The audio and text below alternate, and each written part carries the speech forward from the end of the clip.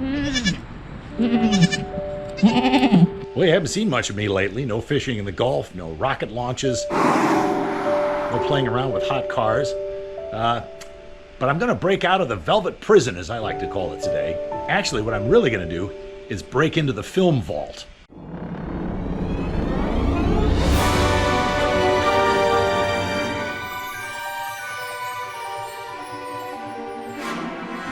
So when I talk about breaking into the film vault, I'm talking about using 43-year-old 8mm home movie film.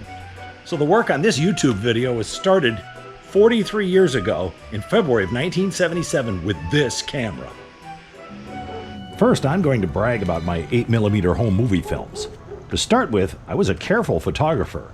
Add in a ton of computer processing tricks, and this stuff looks nothing like your Uncle Harry's jerky, underexposed home movies. So exactly where did this idea for airplane camping in the Florida Keys come from? Well, we can, as usual, blame my old college buddy Skip for this. He was at the front end of an aviation career, and eventually he'd go on to accumulate over 23,000 hours as an airline captain. In February of 1977, I was living in Troy, New York.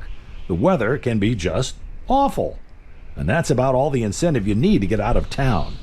But then there was the added incentive of escaping from our rusting, unreliable, ancient old Detroit iron and trading all this winter fun for a swim in the Florida Keys. And by the way, Skip is no stranger to high-flying adventure. Back in our college days, he was the only one to volunteer to pilot the Fraternity House Chariot, consisting of a dangerously stripped-down VW chassis over an Evel Knievel-style beer keg board jump ramp. And thanks to a ragged emergency brake, he stopped short of a cliff and lived to tell about it and to fly me to Florida.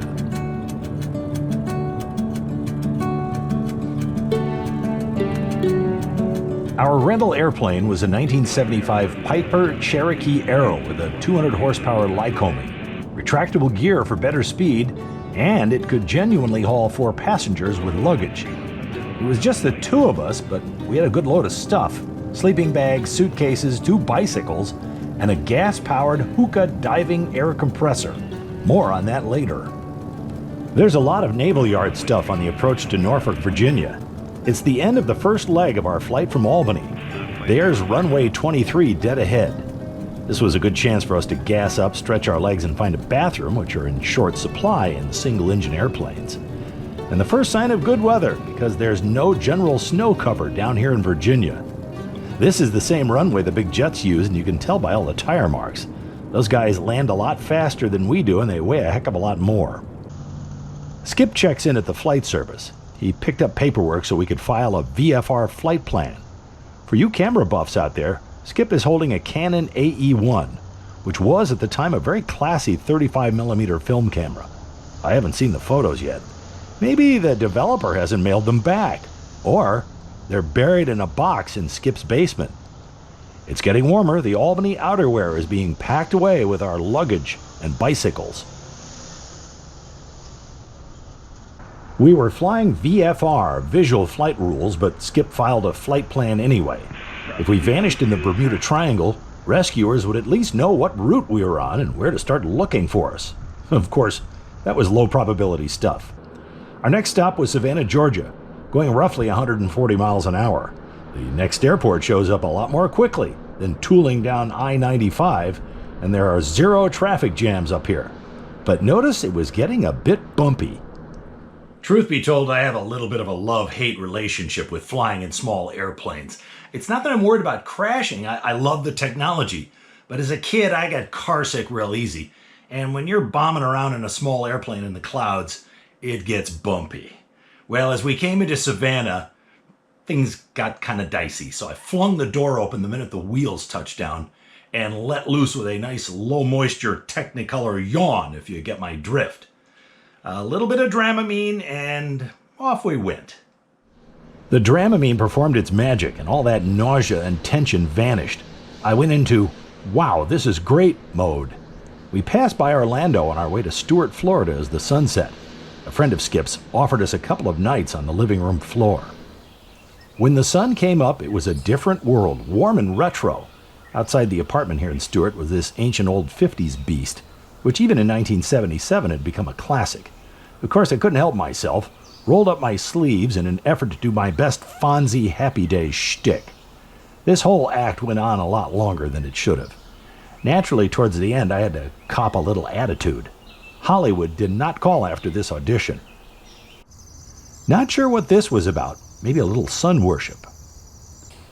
Our hostess owned this giant Great Dane, which I can't remember its name. It was a delightful dog. It looked somewhat intimidating, but it was super relaxed and gentle. Until you opened the front door, that is. The dog uncoiled a giant spring and launched all 120 pounds across the lawn. All that pent-up energy.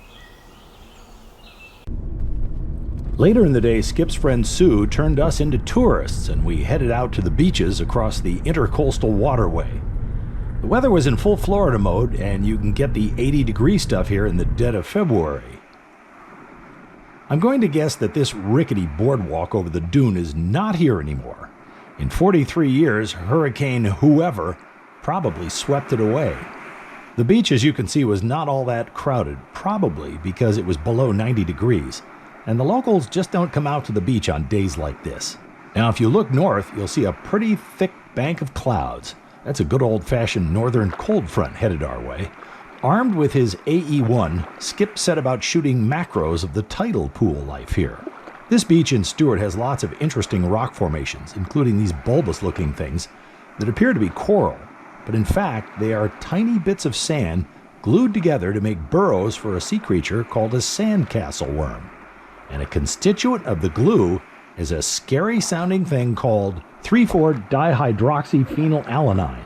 If you brought your chemistry set to the ocean and it did something like that, the EPA would toss you in jail. The one good thing about these formations is that they aren't slippery and don't kill your bare feet, as we found out. So about this time, Sue and Skip cleared out of the water because that big cloud bank was getting darker and closer. Time to evacuate the beach and head off to the car. Summer was about to come to a screeching halt here in Stuart, Florida.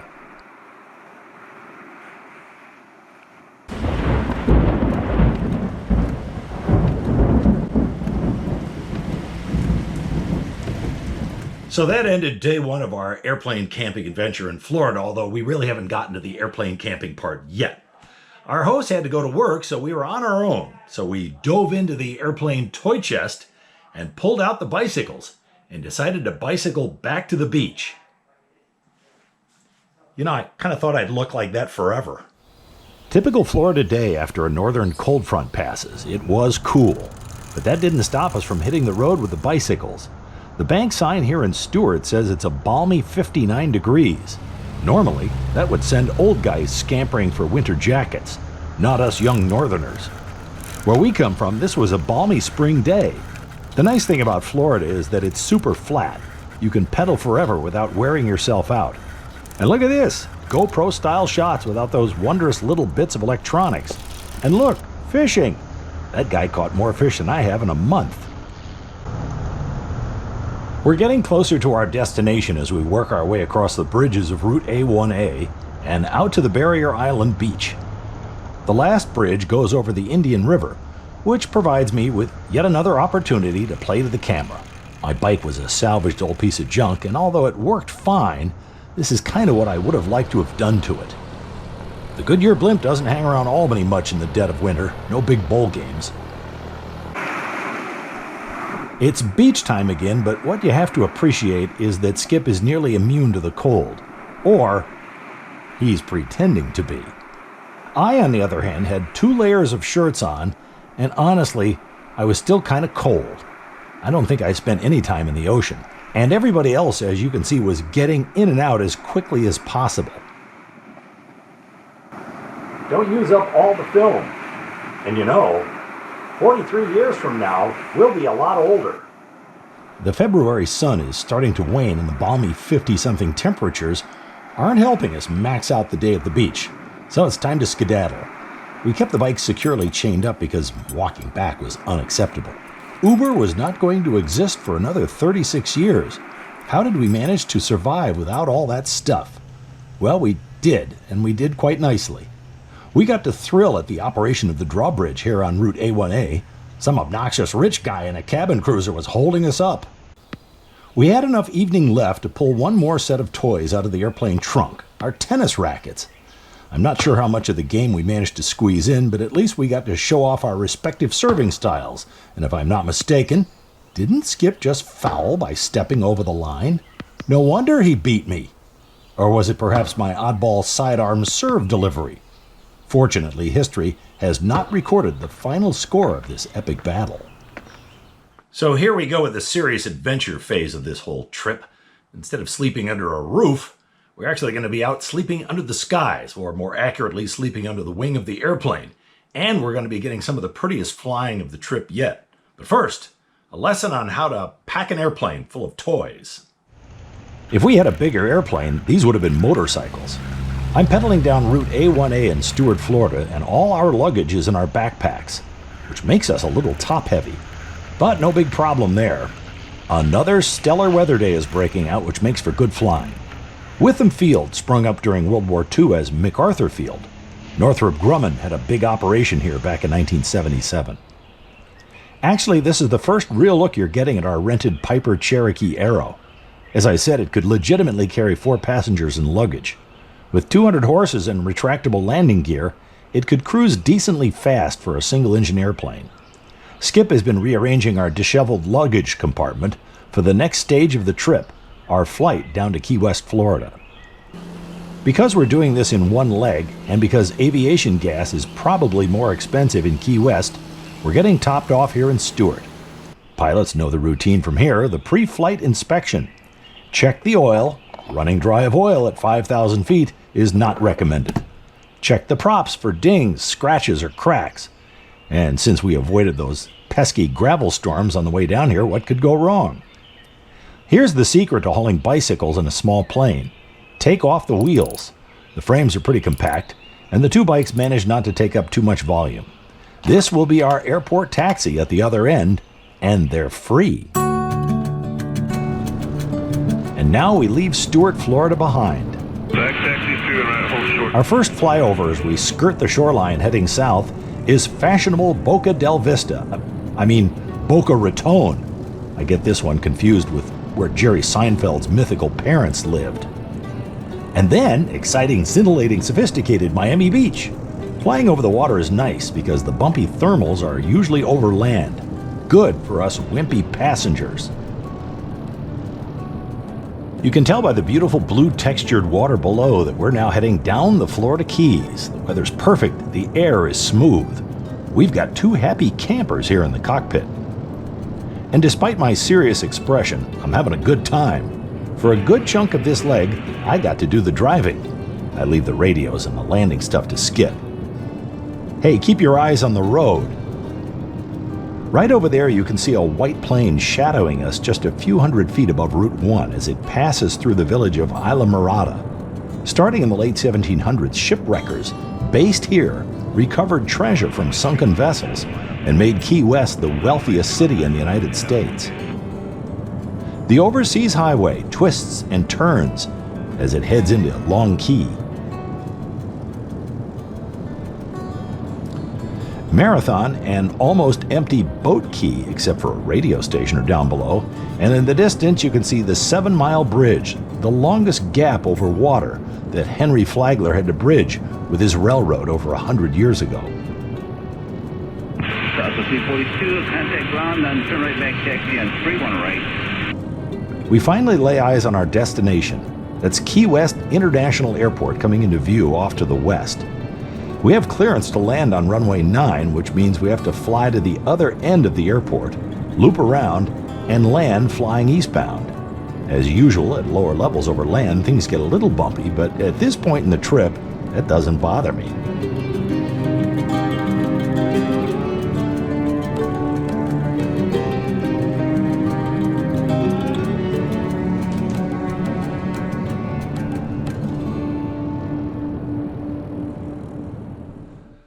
So just like that, we've reached our goal, Key West, Florida.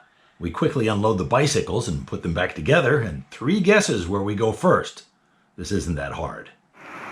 Not too far from the airport is Key West's biggest beach, now called Smathers Beach. Skip and I parked the bicycles against a palm tree and set up camp to watch the world go by. Smathers Beach was named after former U.S. Senator George A. Smathers. He was buddies with John F. Kennedy. Smathers died in Florida in 2007, at the age of 93. This was our preferred restaurant here in Key West because we blew most of our money on the airplane rental. Commuting, of course, was handled by bicycle. If they had showers at McDonald's, we would have used them. I think the ocean solved that problem during the 3 nights we were down here, but honestly, I don't remember. Route A1A runs right along next to Smathers Beach, and little did the drivers know 43 years ago that this lineup of vehicles would look like a Volkswagen museum come 2020.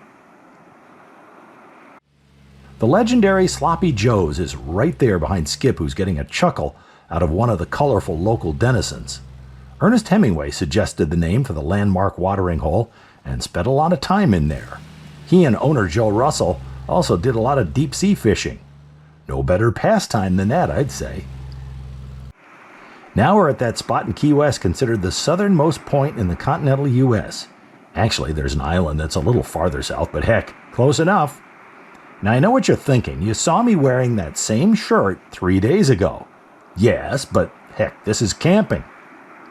Funds were short enough for us to bypass the post-sunset nightlife, because neither of us really are big drinkers. Here in the dead of February, we were more interested in chasing the last rays of the sinking sun.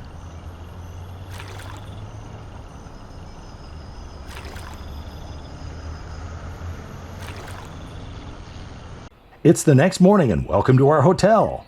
The wings were our roof. We spent a lot of time drying out sleeping bags. I had mine draped over my bicycle because the cool night brought lots of dew and it dripped off the airplane right onto us. Here's our morning alarm clock, an ancient Douglas DC-3 from Air Sunshine. We parked right next to the active runway, and when traffic started up at the crack of dawn, it was hard to ignore. There was never any thought about sleeping in the airplane except maybe in a big thunderstorm because the seats wouldn't recline. I don't remember bugs being a problem outside. If the DC-3 didn't wake us up, this old U.S. Coast Guard HU-16 Albatross got our attention. And if this type of plane looks familiar, you're right. It's the same one that Jimmy Buffett flew. His Hemisphere Dancer was retired in 1983 and now sits at Margaritaville in Orlando. For those morning bathroom rituals, minus a shower of course, the Key West International Terminal was just a couple of 100 yards away. An easy pedal by bicycle. So that was about it for our time in Key West. And one funny thing happened while we were there. Sometime after our second night of sleeping under the airplane, we were discovered by the airport security guy, and he had a mild fit that we were out there right next to the active runway. Well, we told him, look, we've been here all along, and if we were going to do something bad like hijack an airplane to Cuba, we'd have done it already. So he kind of cooled off, and we spent our third night sleeping under the airplane, and then we flew off to Key Largo the next day. Pre-flight ritual. Check the fuel for water. Imagine being airborne over a line of trees at the end of the runway when water reaches the engine.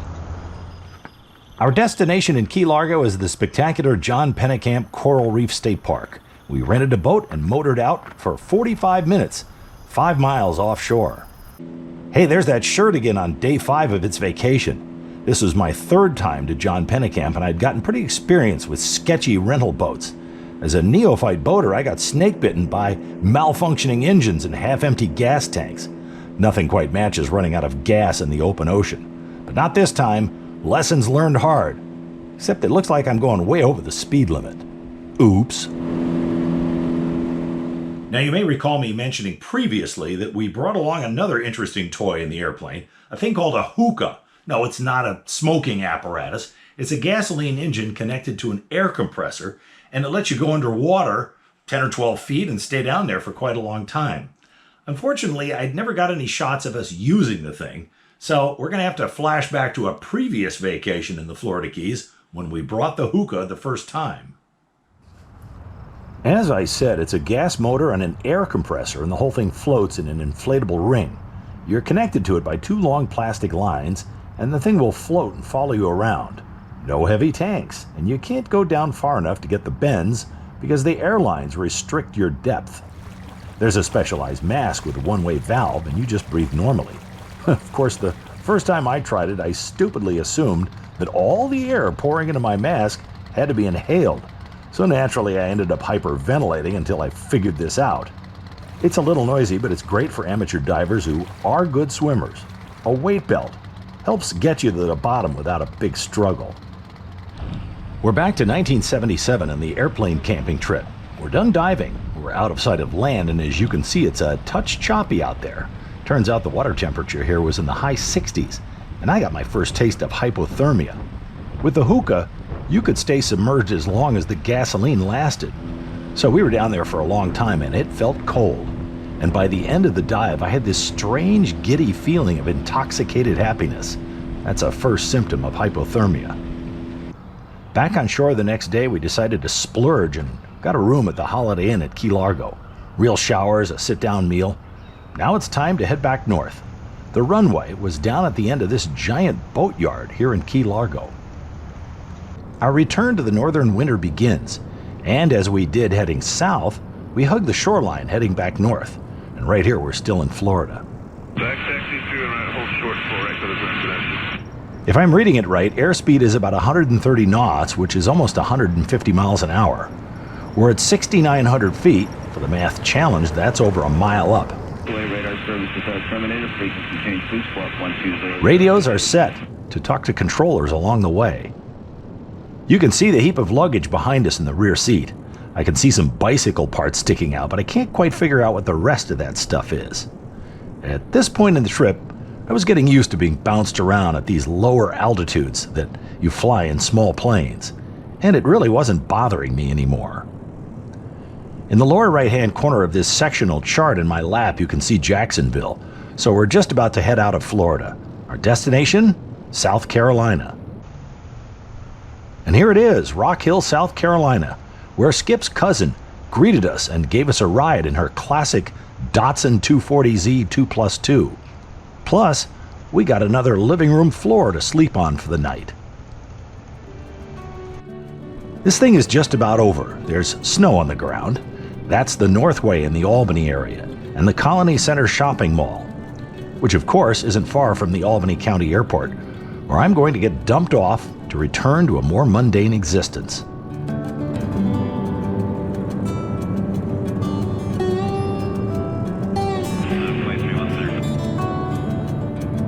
Runway 28 is just ahead. My pilot did great, well, except maybe when he left his camera on the counter back in Savannah. We turned around and picked it up without incident. But we won't talk about that. So if anybody ever asks you to go airplane camping, be sure to say yes.